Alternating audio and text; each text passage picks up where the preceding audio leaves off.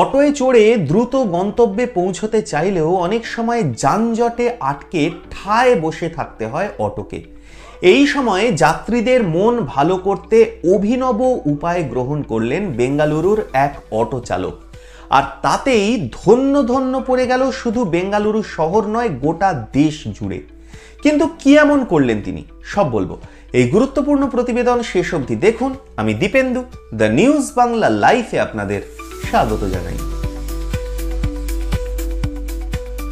যাত্রী পরিবহনে এখন ভারতে অটো এক বড় ভূমিকা পালন করে। অটোয়ে খোলামেলা যাত্রা ও কম খরচে গন্তব্যে পৌঁছাতে পারায় সাধারণ মানুষের বড় ভরসার যানবাহন হয়ে উঠেছে এই অটো। গন্তব্যে পৌঁছাতে অটোয় চড়লেও তা অনেক সময় যানজটের কবলে পড়ে। আর কলকাতায় ছোট ছোট রুটে অটো চললেও অনেক শহরেই অটো চলে মিটারে বা আগাম বলে দেওয়া ভাড়ার ভিত্তিতে। সেখানে অনেক সময় বড় শহরে যানজটে পড়তে হয় অটো যাত্রীদের। সেই সময় গান শুনতেও বিরক্তি লাগতে পারে।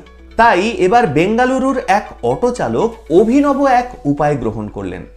যানজটে আটকে পড়া যাত্রীদের ক্লান্তি ও বিরক্তি কাটাতে তিনি অটোতেই একটা গ্রন্থাগার তৈরি করেছেন। এই লাইব্রেরি রয়েছে অটোর পিছনে বসা যাত্রীদের সামনে, যেখানে থাক থাক করে থরে থরে অনেক বই সাজানো রয়েছে।